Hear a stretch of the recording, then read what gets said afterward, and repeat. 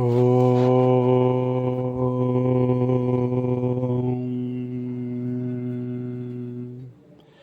హరి ఓం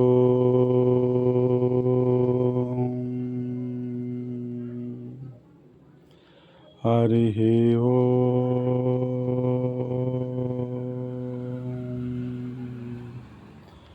శాంతి శాంతి శాంతి.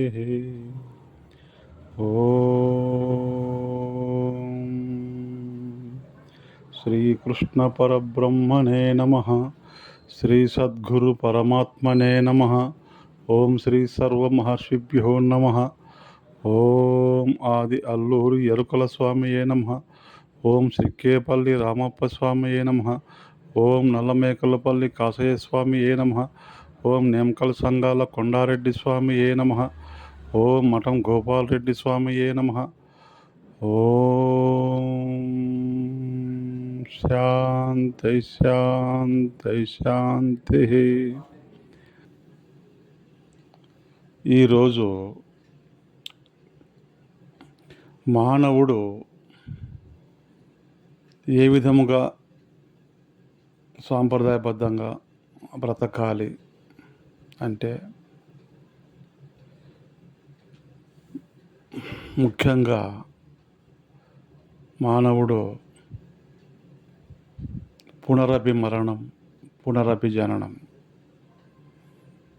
కాలచక్రములో పుడుతూ చస్తూనే ఉంటాడు.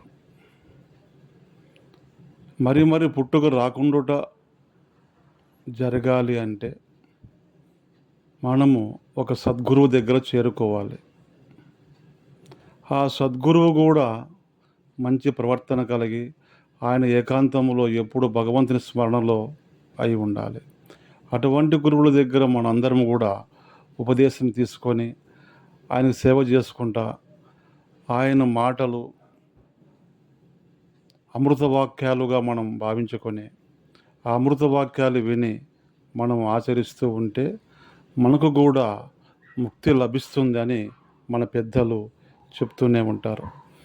యోగస్థః కురు కర్మాణి సంఘం త్యక్త్వా ధనంజయ సిద్ధ్యో సమోభూత్వా సమత్వం యోగ ఉచ్యతే.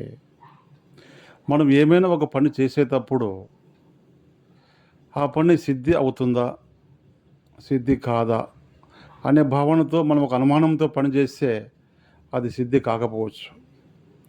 మనము ఏమో చేసినా కూడా భగవంతుని మీద మనసు పెట్టి ఆ పని చేస్తే అది ఖచ్చితంగా సిద్ధి అవుతుంది. యోగం చేయాలంటే భయం అవసరం లేదు. గురువు దగ్గర మనము మనసంతా మనస వాచ కర్మణ గురువుగారి మీదే నమ్మకం పెట్టుకొని ఆ గురువుకు సేవ చేస్తే మనం కూడా గురువు అంతటి వారు అవుతాము అనే ఉద్దేశం మనకుంటే, ఎగ్జాంపుల్ చెప్పాలంటే, ఇప్పుడు పొలాలలోన ఒక బొంగు మనం పెద్ద బొంగు నాటినామనుకో, కింద చిన్న తీగ చెట్టు, బీర చెట్టు కావచ్చు, సొర చెట్టు కావచ్చు, తీగ చెట్టు నాటి ఆ బొంగుకు కడితే కింద పారే తీగ చెట్టు కూడా బొంగు ఎంత ఎత్తుగా ఉంటే అంత ఎత్తుగా ఆ తీగ పైకి పోతుంది. అంటే మనసు ఉంటే మార్గం ఉంటుంది అంటాం కదా. అదేవిధంగా కూడా చెట్టు చిన్న తీగ చెట్టు అనేది బొంగు ఎంత ఎత్తు ఉంటే అది 20 ఫీట్ కానీ 30 ఫీట్ కానీ ఎంత ఎత్తున్నా కూడా అంత ఎత్తు వరకు తీగ అవలీలుగా పోతుంది. ఎందుకంటే బొంగు సపోర్ట్తో.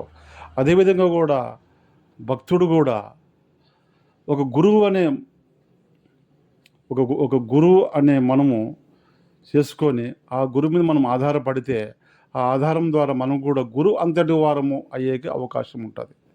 కాబట్టి మనం కూడా ఒక పట్టుదలతో ఏదైనా కూడా సాధించాలి అంటే గురువు చెప్పిన వాక్యం విని నమ్మకంతో మనం ఆయన సేవ చేస్తూ మనము మనస వాచ కర్మను ఆచరిస్తూ ఉంటే మనము కూడా గురువు అంతటి వారం అవుతాము. యోగస్థః కురు కర్మాణి సంఘం త్యక్త్వా ధనంజయ. ఎప్పుడైతే సమాజంలో ఉండే మంచిని తీసుకొని చెడుని విడిచిపెట్టండి. ఉదాహరణ చెప్పాలంటే, కర్మణ్యేవాధికారస్తే మా ఫలేషు కదాచన మా కర్మఫల హేతుర్మాతే సంగోస్త్వ కర్మణి. మానవుడు ఏ పని చేసినా ఆ పని ఆ పనిలో వచ్చే లాభాన్ని మనం ఆశించకూడదు. వచ్చే ప్రతిఫలాన్ని మనం ఆశించకూడదు. ఇప్పుడు మనము ఒక అన్నదానం చేస్తున్నాము. ఒక మంచి కార్యం చేస్తున్నాము. అన్నదానం చేస్తే నాకు ఈ లాభం వస్తది. ఈ కార్యం చేస్తే నాకు ఆ లాభం వస్తది. నాకు ఈ పంట చేస్తే వర్షం బాగొస్తే నాకు పంట బాగొస్తది అని ఒక ఆశతో మనము చేయకూడదు. ఏదైనా కూడా భగవంతుని మీద భారం పెట్టి, భగవంతుడా అంతా నీవే. నువ్వు మంచి చేసినా, చెడు చేసినా అంతా నువ్వే. నీకు తెలుసు ఎవరికి ఎంత ఇవ్వాలో నీకు తెలుసు. కాబట్టి నాకెంత ఇవ్వగలవో నీకు తెలుసు. కాబట్టి నేను ఏమి ప్రతిఫలాన్ని కోరడం లేదు. నువ్వెంత ఇచ్చినా నాకు సంతోషమే అని ఎవరైతే ప్రతిఫలం ఆశించకుండా విత్తనం వేస్తారో, ప్రతిఫలం ఆశించకుండా ఒక పని చేస్తారో, ఒక కార్యం చేస్తారో, ఆ పని మనకు సిద్ధి అవుతుంది. ఎందువల్లంటే మనము ఆ పని నుంచి మనం కర్మ ఫలితాన్ని మనం ఆశించలేదు కాబట్టి, కర్మ ఫలితాన్ని ఆశిస్తే మనము ముందుకు పోలేము. కాబట్టి మన కర్మ ఫలితాన్ని ప్రతిఫలము ఆశించకుండా ఎవరైతే శుభకార్యము గానీ, ఒక పొలంలో భూమి విత్తనము గానీ, ఏ పనైనా కూడా ఒక అన్నదానము గానీ, ఏదే గాని ఒక స్కూలు గానీ, ఒక కాలేజు గానీ, ఒక వైద్యశాల గానీ, ఇటువంటివి ఏమైనా కూడా మనము ప్రతిఫలాన్ని ఆశించకుండా ప్రజాసేవ చేస్తే మనకు మంచి పేరు భగవంతుడు మనకు రప్పిస్తాడు. మనకు కూడా మనలో ఉండే మనలో అర్షడ్ వర్గాలను మనం ఎప్పుడైతే జయించి ఉంటామో అటువంటి వారికి భగవంతుడు ఎప్పుడు సహాయం చేస్తూనే ఉంటాడు, సదా రక్షిస్తూనే ఉంటాడు. కాబట్టి భగవద్గీతలో ఎన్నో వాక్యాలు, ఎన్నో శ్లోకాలు భగవంతుడు మనం బాగుపడేకి, మనం భగవంతుని చేరుకునేకి ఎన్నో రకాలుగా భగవంతుడు మనకు సాయం చేశాడు. కానీ మనం దాన్ని గ్రహించుకోలేక ఈ సంసార మాయలో పడి, సంసారం మీద మన మనసు పెట్టి మనము భగవంతుని చేరుకోలేకున్నాము. కాబట్టి సంసారం కూడా ఒక దేవాలయం మాదిరి. మనం అనుకోని సంసారం మీద మనం మనసు పెట్టి ఒక కన్ను సంసారం మీద, ఇంకొక కన్ను భగవంతుని మీద పెట్టి మనమందరం కూడా సంసారంలో జయించాలి. ప్లస్ భగవంతుని కూడా మనం చేరుకోవాలని చెప్తూ ఈరోజు ముగిస్తున్నాను. సమాప్తం. ధన్యవాదములు.